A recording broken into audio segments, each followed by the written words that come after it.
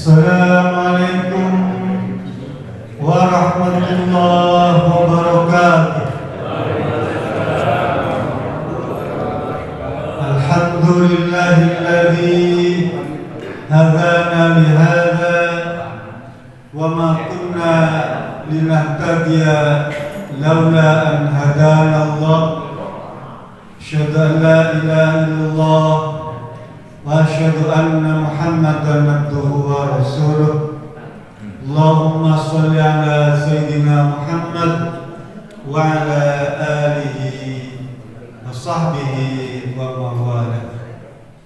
Yang sama-sama kita hormati Ketua DKM Masjid Muhajirin serta para pengurus, yang saya hormati Ketua RW 13, hadir belum? Belum ya? Kita berangkat supaya lekas sembuh ya. Yang saya hormati pula para tokoh, para ustaz ya, para senior, para guru, bila khusus Bapak Ibu yang hadir pada kesempatan yang berbahagia ini. Semoga Allah Subhanahu wa taala merahmati kita semua. Pagi ini saya akan mengambil tema bonus bagi penduduk surga dengan melihat wajah Allah Subhanahu wa taala. Judulnya itu. Jadi penduduk surga itu nanti dikasih bonus tambahan lagi berupa melihat wajah Allah. Kayak apa wajahnya Allah? Hanya Rasul memberikan gambaran. Kalau kita bisa menyaksikan bulan purnama pada malam hari itu, ya, terang kan, tanpa ada hujan, tanpa ada awan, maka seperti itulah kita memandang wajah Allah Subhanahu wa taala. Itu seperti kita menyaksikan bulan purnama atau menyaksikan matahari di siang hari tanpa ada awan, jelas seperti itu. Saya akan kutip satu hadis yang diriwayatkan oleh Imam Muslim. Kata Rasulullah SAW, "Idza dakhala ahlul jannatil jannata."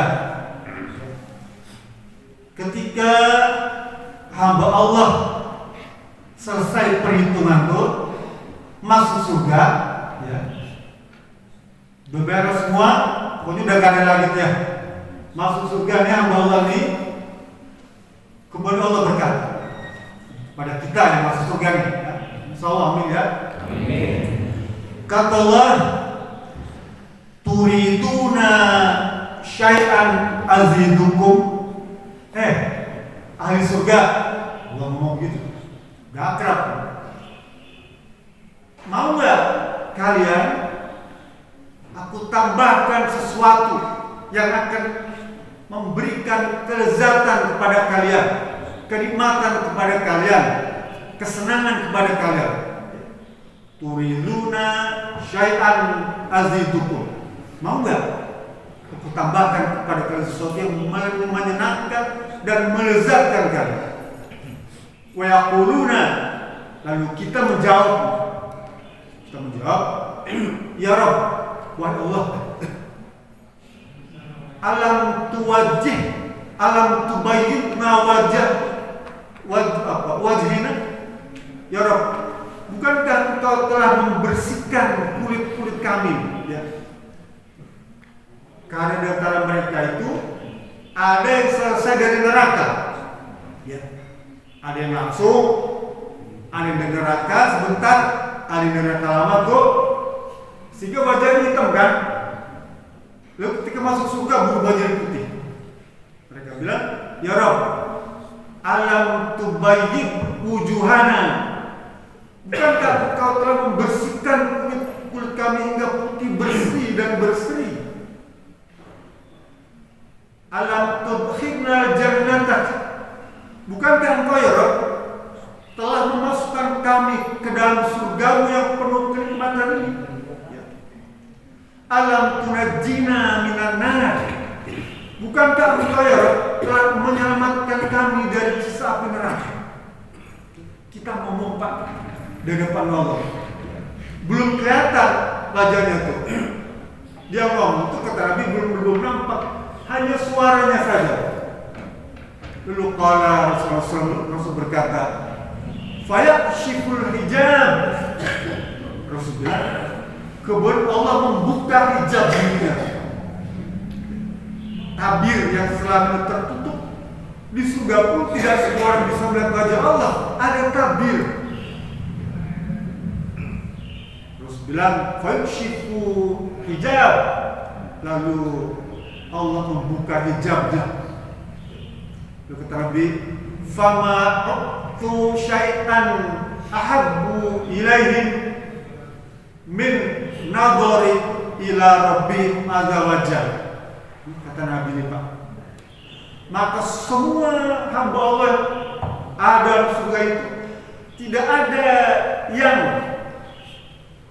bisa dia dapatkan, sesuatu yang dia dapatkan yang menyenangkan dia, yang dia sukai, yang dia cintai itu, kecuali memandang wajah Allah azza wajalla.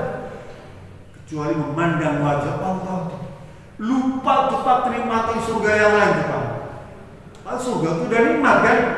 Mala ainur aqwal udhun safat bil basar. Pemandangan surga itu enggak ada yang pernah bisa memtandingi di dunia. Pemandangannya, harum baunya, tuh suasananya, makanannya, minumannya, kendaraannya, buah-buahnya, semuanya enggak ada yang bisa menandingi, ya. Tapi itu semua lupa, Pak, ketika kita menyaksikan wajah Allah Subhanahu wa Ta'ala. Sebagai perbandingan, dulu maaf ya, waktu masih muda, ya, kan ada istilah ta'aruf ya, pacaran, punya pacar, ada yang bantu punya pacar ya, banyak ya, gitu. Itu Pak, senangnya bukan main, Pak. Rasanya sebulan itu kelamaan, pengen buru-buru ketemu tiap hari. Ya. Senangnya. Dalam sejarah Islam, ya, tapi bukan hadis, Pak, ada namanya Laila Majnun. Nah, dengar Bu ya? Ibu pernah dengar kan? Nama Laila Majnun. Seorang wanita cantik. Dia punya pacar namanya Qais. Tapi orang tuanya tidak setuju. Ya, tidak suka dengan Qais ini. Kalau orang baik. Qais ini sampai tergila-gila gitu ya. Dulu ada film yang namanya Romeo and Juliet, sama tuh misalnya. Dalam budaya Cina namanya Sampek Engtai, ya gitu ya. Bapak-bapak yang suka baca romansa, hafal gitu ya. Kalau dalam versi Indonesia, Rojali dan Rohana, gitu ya. Ya, gitu ya. Jadi Qais ini tergila-gila. Untuk ketemu Laila, nggak bisa, Pak. Dia merasa cukup senang, bahagia dan nyaman, ya. Sekalipun nggak ketemu dengan pacar kekasihnya yang dia cintai itu, asal ketemu gang rumahnya tuh, Pak, memandang rumahnya itu udah cukup, dia bahagia. Qais itu saking tergila-gilanya kepada Laila, memandang rumahnya itu dia cukup puas. Pernah suatu kali dia ikut rombongan domba ya, domba itu rombongan, dia seperti domba, Pak. Lewat di depan rumahnya tuh, rombongan domba ini banyak nih, dia giring tuh, dia bayar tuh pemilik domba yang banyak. Dia ikut rombongan domba itu menunduk, Pak, semata-mata karena pingin lihat Laila. Ya, tuh, ngelihat rumahnya juga senang. Sama seperti kita kalau Bapak pergi umroh, pergi haji itu, memandang rumah Allah di Mekah tuh, Ka'bah yang dijadikan kiblat, Bapak mesti menangis. Air mata kita mengalir, tidak sabar menangis. Oh, ternyata ini rumah Allah itu sebuah batu, sebenarnya batu yang berwarna hitam tuh, seluruh dunia orang tertuju ke sana. Senangnya kita, Pak. Pertama kali loh ya, pertama kali Ka'bah Bapak kan tidak ya. Bahkan meneteskan air mata ketika habis mikot itu turun dari mobil, taruh barang di hotel, jalan ke Makkah tuh, lihat kiblat tuh, begitu menginjakan kaki di teras Masjidil Haram tuh, Bapak menangis, Pak, Allahumma antas salam wa minkas salam. Haru, mesti haru. Sekalipun Bapak pergi tiap bulan ke sana, katakanlah setahun sekali umroh, tetap Bapak akan meneteskan air mata dan ada rasa haru. Saking senangnya baru ketemu rumah Allah. Paham ya? Apalagi ketemu wajah Allah nih, Pak. Mau dengan kekasihnya kita senang ya. Dengan pacar kita kan senang, bikin surat ya. Pernah ku menderita, selalu dilamun duka, karena hati tergoda oleh panah asmara. Senang tuh ketemu pacar ya. Ini ketemu Allah, luar biasa. Maka itu kita harus berusaha untuk mendapatkan bisa ketemu Allah tuh, melihat wajah. Syaratnya apa? Nanti Bapak Ibu baca surat Yunus ayat 6 ya. Lilladzina ahsanul husna wa ziyadah wa la yarhaqu wujuhahum qatarun wa la dhillah ulaika ashabul jannati hum fiha khalidun. Ulaika ashabul jannah, mereka adalah ahli surga yang akan kekal tinggal di surga. Orang yang sudah diputus masuk surga selesai, Pak. Dia nggak akan dipindahkan lagi ke tempat lain. Sudah masuk surga, sudah selesai. Khalidun, selama-lamanya. Dulu Nabi Idris, Pak, ya, Nabi Idris nih ya, dia minta kepada Allah, pengen nyoba mati itu kayak apa? Pengen nyoba sakaratul maut itu kayak apa? Dikabulkan, Pak, meninggal ya. Kemudian singkat cerita, ada dalam barzakh, dalam akhirat ya, dalam kubur. Dia minta lagi, ya Rabb, pengen masuk surga saya. Kayak apa sih surga itu? Dimasukkan ke surga, Pak. Masuk surga.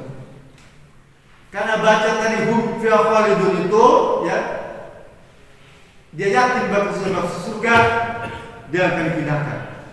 Apa ceritanya? Dikeluarkan mau, nggak bisa, kamu belum mati itu, harus balik ke dunia. Ya. Sebelum keluar surga itu sendalnya ditinggalin, paham nggak? Sendalnya tuh tinggalin. Keluar surga dia bilang sama ya Rob, enggak kau gede surga, tapi sendal itu tinggalin di dalam, paham nggak? Yang kalah-kalah, Nabi Idris. Seorang Nabi yang kalah-kalah itu loh. Sendal saya ketinggalan. Yuk ambil dulu dah. Ambil dulu dah. Enggak mau keluar, Pak. Kenapa? Dia baca hum fiha khalidun.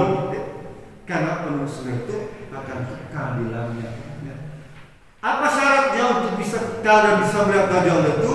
Tadi itu. Lilladzina ahsanul husna wa ziyadah. Orang yang muhsin, husna itu muhsin, akan Allah balas dengan ganjaran surga wa ziyadah, dan ditambahkan itu. Tambahan itu adalah melihat wajah Allah Subhanahu wa taala. Dibaca tafsirnya Bapak boleh di rumah ya. Surat Yunus 1:6. Mana wa ziyadah itu tambahan itu adalah melihat wajah Allah Subhanahu wa taala. Teruskan wala tarhaqu wujuhahum qataru wala zillah, dan tidak ada apa. Orang kalau suka pernah kena make up gitu ya, kan hitam wajahnya ya, skincare api asap hitam. Allah bilang wala tarhaqu wujuhahum, maka tidak ada kesan kau bermain up itu, bersih semuanya dan tidak ada rasa penghinaan. Orang-orang yang muhsin, maka dia bukan hanya melihat surga, tapi wajahnya bersih, bersih, seri, dan tidak dihinakan. Apa muhsin itu? Muhsin itu adalah tingkat tertinggi dalam Islam. Kan kita pernah belajar tuh tentang Ummu As-Sunnah, hadis-hadis induk. Kalau Bapak baca kitab Muslim, Sahih Muslim, ya, kitab hadis Muslim ini, bab pertama itu tentang Ummu As-Sunnah, tentang Islam, iman dan ihsan. Orang menyebutnya hadis Jibril, juga Sahih Muslim yang bab pertama. Jadi dulu ceritanya gini, ada Jibril datang kepada Nabi Muhammad, ya Rasulullah, apa yang dimaksudkan Islam? Dulu Rasul baca tentang rukun Islam. Tanya lagi Jibril, ya Rasulullah, apa itu iman? Rasul jawab rukun iman. Jibril tanya lagi, ya Rasulullah, apa itu ihsan? Rasul jawab, antakbudallaha ka'annaka tarahu, fa lam takun tarahu fa innahu yaraka. Rasul jawab, yang dimaksudkan ihsan tingkat yang paling tinggi nih Pak, adalah jika kita menyembah Allah Subhanahu wa taala, kita seakan-akan melihat Allah di depan mata kita tuh, di hadapan kita tuh. Kalau itu nggak sanggup mewujudkan Allah hadir di depan kita tuh, menghadap Allah nih, sama ketika kita menghadap kiblat di Mekah tuh, ya. Kalau itu tidak sanggup, maka bayangkan bahwa engkau seakan-akan dilihat oleh Allah Subhanahu wa taala. Paham ya? Ada dua tubuh yang dimaksudkan ihsan. Yang pertama, kita menyembah Allah, kita beribadah kepada Allah, kita berbuat ibadah, amal soleh, seakan-akan kita melihat Allah di depan kita. Kalau itu nggak sanggup Pak, Bu, ya, karena ada hambatan di dalam mewujudkan tadi itu, maka yang kedua, meyakini bahwa Allah selalu menyaksikan kita. Itu yang namanya muraqabah.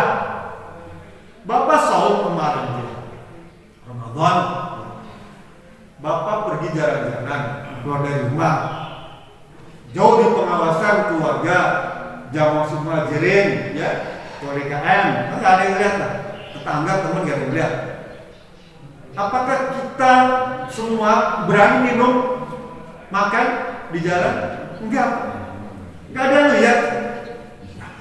Di kantor, di pasar, di kebun, ya, di gunung, selama Ramadan siang hari itu, nggak berani minum setetes air pun, nggak berani nyalain rokok. Padahal nggak ada yang lihat.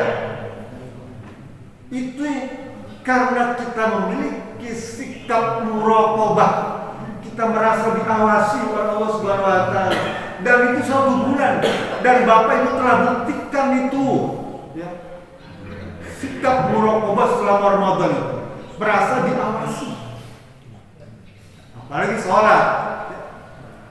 Rasul bilang, inna ahadakum idza qama fi sholati fa inna yunaji rabbahu. Sesungguhnya jika seseorang di antara kalian berdiri melaksanakan sholat, sesungguhnya engkau sedang bermunajat kepada Allah Subhanahu wa taala. Artinya berhadapan dengan Allah. Kita sholat itu, ya. Kalau nggak sanggup berhadapan dengan Allah itu ketika sholat itu. Yang kedua tadi itu, merasa diawasi oleh Allah Subhanahu wa taala. Nanti Bapak Ibu baca surat Asy-Syu'ara ayat 217 sampai 220, ya. Surat Asy-Syu'ara ayat 217 sampai 220. Ini panjang Asy-Syu'ara ini suratnya, sama dengan Al-Baqarah, panjang sekali. Kata Allah Subhanahu wa taala, "Wa tawakkal 'alal 'azizir rahim alladzi yaraka hina taqum wa taqallubaka fis sajidin." Syarah 217. Kata Allah, wahai hambaku, hendaklah kalian bertawakal, menyerahkan diri semuanya kepada Zat yang Maha Perkasa dan Maha Pengasih Penyayang. Azizir itu Maha Perkasa dan Maha Pengasih Penyayang. Hendaklah kau bertawakal segala urusan. pada Allah Subhanahu wa Ta'ala tentang kehidupan, tentang sulitnya bisnis, tentang ilmu, tentang ibadah, tentang sekolah, tentang rumah tangga. Tawakal pada Allah Subhanahu wa Ta'ala. Karena Allah yang bisa merubah segalanya. Allah bisa merubah malam yang gelap gulita menjadi siang yang terang benderang. Allah mampu. Allah bisa hentikan hujan deras. Allah bisa turunkan hujan di gurun Sahara. Allah cuma ngomong, innama amruhu idza arada syai'an ayaqula lahu kun fayakun. Allah nih Pak, kalau pengen Pak, orang sakit sembuh seketika, kun fayakun. Banyak hadis. Sebaliknya orang sehat, jika menghadapi sakit seketika, tiba-tiba jatuh dari pohon sakit. Begitu mudahnya Allah. Sebaliknya menyembuhkan mudah. Nanti baca hadis Muslim tentang orang botak Pak. Seketika diusap saja tumbuh rambutnya gondrong. Orang buta diusap mukanya bisa melihat seketika. Orang penyakit kusta diusap badannya sembuh seketika. Sebaliknya orang gondrong karena tidak bersyukur botak lagi. Orang melihat karena tidak bersyukur buta lagi. Kata Allah tadi itu, wa tawakkal 'alal 'azizir rahim. Hendaklah serahkan urusan itu pada Zat yang Maha Perkasa, Maha Pengasih Penyayang. Lalu teruskan, alladzi yaraka hina taqum, yaitu Zat yang Maha melihat ketika engkau berdiri sholat. Allah ngomong pada kita, saya, kata Allah, anani, ya, aku nih melihat kamu waktu kamu berdiri itu ke sholat itu. Ada sop depan, sop tengah, atau sop belakang. Dan sop buntut ya. Saf, nah kan sop depan, tengah, belakang. Allah lihat cepat. Wa taqallubaka fi sajdin, dan Allah juga melihat ketika kamu sujud, 2 kali sujud tuh. Allah lihat. Surat Asy-Syu'ara ya, untuk Bapak meyakini, oh, ternyata Allah menyaksikan kita berdiri, kita sujud. Dan jangan kira di antara orang yang berdiri atau sujud itu sama, tidak Pak. Ya, tidak sama.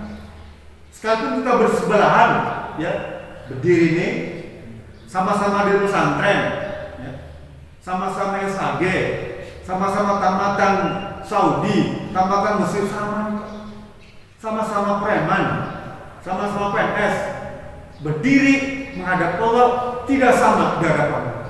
Kenapa? Mungkin yang satu dia pikirannya kemana-mana, kunci mobilnya hilang.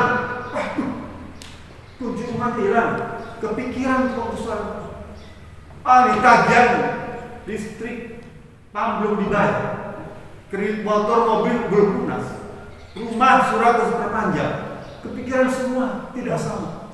Ada di antara mereka yang khusyuk menghadap Allah Subhanahu wa Ta'ala. Dia yakin bukan hanya sekedar dia merasa diawasi, tapi dia meyakini saya sedang berdiri di hadapan Allah Subhanahu wa Ta'ala. Tidak sama. Ini menentukan nanti berapa besar ganjaran paling didapatkan sekalipun sholatnya bareng.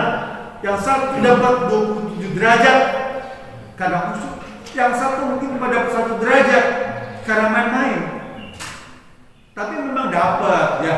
Pertama dia gugur kewajiban, pahalanya 1 dapat, tapi paling tidak sempurna, tidak cukup untuk mendapatkan derajat muhsin, derajat ihsan itu Pak. Ya, kita dalam meyakini ibadah ini, yakinkan bahwa kita sedang menghadap Allah Subhanahu. Dan juga pada ibadah-ibadah lain, bukan hanya sholat, bukan hanya saum yang harus kita anggap Allah itu ada di depan kita, dan harus usahakan sungguh-sungguh. Orang yang pengen nyampe pada derajat muhsin harus sungguh-sungguh. Nanti Bapak Ibu bisa baca surat Al-Ankabut ayat 69. Ya, Al-Ankabut ayat 69. Allah berfirman, "Walladzina jahadu fina linahdiyanahum subulana wa innallaha lama'al muhsinin." Al-Ankabut ayat 69. Allah berfirman, dan mereka-mereka yang beribadah ini sungguh-sungguh, benar-benar, gak main-main, gak bercanda. Dan seharusnya kasih tahu, sholat itu ibadah utama. Yang pertama kali disab di akhirat nanti adalah mengenai sholat. Jangan sia-siakan sholat wajib. Bapak udah capek-capek datang dari rumah ke masjid itu, kecepat-cepat bandir segala dia. Saya masih bercanda menjelang sholat tuh ya, ngobrol sana sini. Itu momen untuk menghadap Allah SWT dan berdoa. Kan saya sering sampaikan, bainal azain mustajabah. Di antara dua azan itu momen yang paling mustajabah. Apa nanti sudah cukup Pak urusan-urusan dunia? Belum. Belum cukup urusan dunia. Masih banyak yang kurang. Bukan hanya harta, ilmu, keluarga, kehidupan sosial, masih banyak yang kurang, apalagi ibadah. Kenapa tidak dimanfaatkan antara dua azan itu? Angkat tangan, ya Rabb, karuniakan rezeki yang barokah, karuniakan keturunan yang barokah. Minta pada Allah menghadap. Itu yang terbaik. Terus bilang, inna ahadakum idza amala amilan ayutqinahu. Jika suami kita melaksanakan ibadah ini, hendaknya sungguh-sungguh. Kembali ke surat Al-Ankabut 69. Walladzina jahadu fina, apabila antara kami beribadah sungguh-sungguh, lanahdiyanahum subulana, maka aku tunjukkan jalan berikutnya, ibadah berikutnya. Fa idza faragta fansab. Apabila selesai satu urusan berikutnya. Jadi kalau kita sudah sungguh-sungguh nih Pak, Allah kan Maha tahu kita beneran sungguh-sungguh sholat ini, kita beneran pengen ibadah baik-baik enggak ke masjid ini. Allah Maha tahu. Jangan pura-pura khusyuk, ya datang nunduk jalan. Ya, bukan. Tapi dia sungguh-sungguh dalam hati tekad seluruh ibadah pada Allah. Apa kemudian Allah janjinya? Lanah dianahum subulana. Allah pasti dalam tauhid pasti akan aku tunjukkan jalan berikutnya. Orang nih, bisnis kata Bapak bisnis bala-bala 2003 ya, bahagia lah orang yang satu. Tapi Bapak Ibu sungguh-sungguh nih jual bala-bala ini, goreng karena Allah, dari rumah Allah, akan menunjukkan jalan berikutnya apa? Jualan berikutnya, naikkan, tambahkan misalnya goreng, naikkan lagi gehu, naikkan lagi domi rebus, naikkan lagi bubur kacang hijau, naikkan lagi bubur ayam, naikkan lagi nasi padang. Gitu Pak. Kalau kita sungguh-sungguh, lanah dia dong subulana. Begitu ibadah. Bapak Ibu ibadah sungguh-sungguh, sholat itu sungguh-sungguh, som sungguh-sungguh, zakat sungguh-sungguh. Allah tunjukkan bagaimana cara menyempurnakan ibadah kita dengan pergi umroh. Allah tambah rezeki. Allah tambah rezeki, bisa berangkat umroh sungguh-sungguh. Allah tunjukkan jalan Bapak Ibu bisa pergi haji furoda yang paling mahal. Ya, mahal. Enggak, bagi Allah mudah. Kan tadi saya bilang, kalau mau kun fayakun jadi. Orang nggak punya duit, tapi Allah pastikan kamu berangkat haji furoda. Kenapa? Kan sejak awal kita step by step itu sungguh-sungguh. Ya, sungguh-sungguh. Nah, itu Allah tutup Pak ayat tadi itu. Wa innallaha lama'al muhsinin. Tutup ayat surat Al-Ankabut itu 69 Pak tutup. Wa innallaha lama'al muhsinin. Sesungguhnya Allah Subhanahu wa taala itu beserta orang-orang yang muhsin, orang-orang yang ihsan. Siapa orang muhsin itu? Yang sungguh-sungguh ibadahnya, enggak main-main tadi, enggak bercanda. Pak, kebiasaan orang bercanda itu ada problem psikologi di rumah. Saya belajar psikologi, saya belajar filsafat. Orang yang bercanda di tempat ibadah, dia punya hambatan psikologi di rumah. Apa misalnya? Kurang penghormatan kepada dianya dari keluarga, apa istri, anaknya, adiknya, kakaknya, gak ada yang memberikan penghormatan kepada dia, sehingga dia di tempat luar dia ingin cari perhatian. Paham Pak Bu ya? Ini ilmu psikologi. Ya. Jadi kalau misalnya ada orang mau cerita, kan kalau orang cerita tentang keluarga rumah tangga, kan kita tahu kemana arahnya kan? Kemana arah berbicara? Si orang bisa ditebak. Oh, pasti problem di keluarganya. Gitu. Kan kata Nabi, dia itu emas. Kalau banyak ngomong itu perak. Kalau dia bisa bagus. Kita banyak ngomong, semakin dibongkar tuh urusan rumah tangga kita oleh diri kita sendiri. Kan ya? Jadi kalau orang banyak ngobrol, saya tidak melarang ngobrol, enggak sama sekali. Tapi coba kalau setelah sholat ba'diyah itu angkat tangan, munajat, udahlah salaman, selesailah. Salaman itu kok sunnah sebenarnya satu orang yang cukup. Dalam hadis dia, hadis nih, assalamualaikum, ya, satu orang. Itu semua. Nabi yang ngomong, nggak perlu bapak harus semua salam. Boleh tidak dilarang, tapi Nabi bilang cukup satu orang aja. Ucapkan salam, assalamualaikum. Mewakili semua. Begitu kita menjawab, nih satu gedung ini nggak harus menjawab semua salam. Cukup satu orang aja. Waalaikumsalam. Dah, itu mewakili semua. Kita dapat pahala semua. Ya. Gak perlu bapak ada ujung-ujung disalamin. Boleh, tidak apa-apa, boleh, tidak. Tapi Nabi mengajarkan cukup satu orang aja sebagai perwakilan. Begitu menjawabnya, ya, tiap hari salaman lagi bersalaman, ya, kebanyakan salaman. Nah, ya, ini ilmu ya. Kembali, jadi coba kita sungguh-sungguh. Dan orang yang tidak sungguh-sungguh, Allah sebut dia orang yang muhsin, orang yang ihsan, orang yang punya derajat paling tinggi di sisi Allah Subhanahu wa taala. Ihsan. Begitu ibadah yang lain.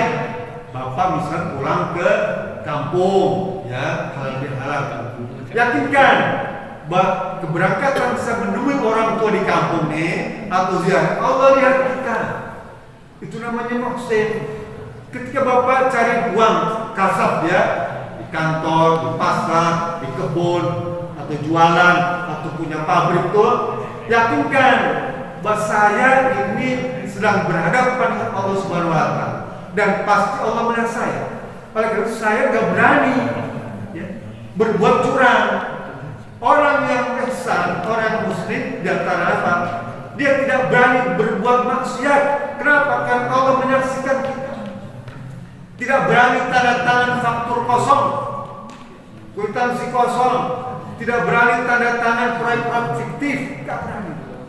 Tidak berani tuh gandeng cewek di tempat lain. Saya kadang-kadang ngeri banget orang-orang pacaran sekarang dia. Maaf ya. Maaf, nauzubillah. Beda dengan zaman kita dulu waktu kecil ya, waktu remaja beda. Sekarang mereka pacaran itu apa ya? Duit tuh, beteng sebe, celana basah, nggak bokoran ya. Itu artis banyak. Kenapa kita harus meniru mereka?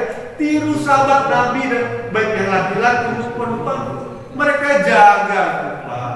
Taruh boleh, bagus itu ya. Setidaknya kalau kita sudah kelewat masuk puber itu, ada yang puber lagi di sini Pak.